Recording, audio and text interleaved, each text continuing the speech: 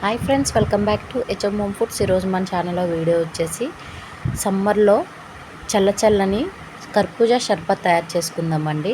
దానికి ముందుగా ఒక కర్బూజా పండు తీసుకొని ముక్కలుగా కట్ చేసుకోవాలి. ఇప్పుడు కర్బూజా పండులో ఉన్న సీడ్స్ మొత్తాన్ని ఈ విధంగా తీసివేసుకోవాలండి. చూస్తున్నారు కదా, ఈ విధంగా తీసివేసుకొని ఇప్పుడు పండులో ఉన్న గుజ్జును మొత్తం తీసుకోవాలి. ఈ విధంగా పండులో ఉన్న గుజ్జును మొత్తం తీసుకొని ఒక మిక్సీ జార్లో యాడ్ చేసుకోవాలండి. చూస్తున్నారు కదా, ఈ విధంగా గుజ్జు మొత్తాన్ని తీసుకొని నేను ఒక మిక్సీ జార్లో యాడ్ చేసుకుంటున్నాను.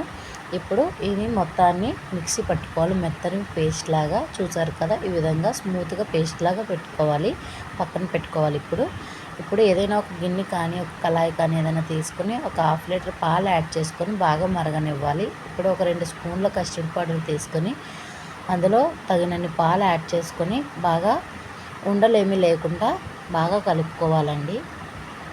ఈ విధంగా బాగా కలుపుకొని పక్కన పెట్టుకోవాలి. అలాగే నేను ఒక 1/2 అవర్ ముందు ఒక 1/4 కప్పు సగ్గుబియ్యాన్ని తీసుకొని నానబెట్టుకొని ఈ విధంగా ఉడకబెట్టుకొని పక్కన పెట్టుకుంటున్నానండి.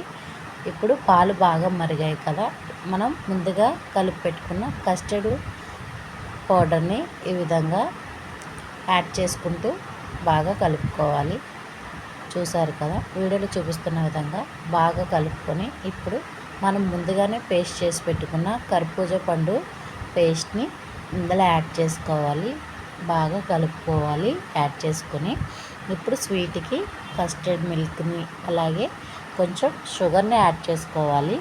నేను స్వీట్కి 2 యాడ్ చేస్తున్నానండి. మీరు కావాలంటే రెండిట్లో ఏదో ఒకటైనా సరే యాడ్ చేసుకోవచ్చు. ఇప్పుడు బాగా కలుపుకొని స్టవ్ ఆఫ్ చేసుకొని పక్కన పెట్టుకోవాలి.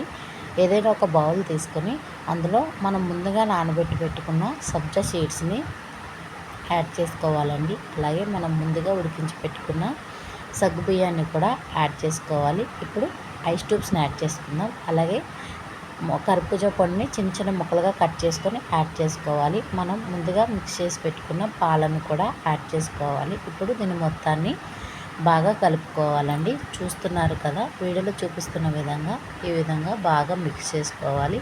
అంతేనండి, మన కర్బూజా షర్బత్ రెడీ అయిపోయింది. ఇప్పుడు మనకి ఏ విధంగా కావాలితే ఆ విధంగా సర్వ్ చేసుకుందాం. నేనైతే కర్బూజా పండుని 2 ముక్కలుగా కట్ చేశాను కదా, ఆ హాఫ్ పీస్లో యాడ్ చేస్తున్నాను. అలాగే గ్లాసెస్ కూడా యాడ్ చేస్తున్నానండి.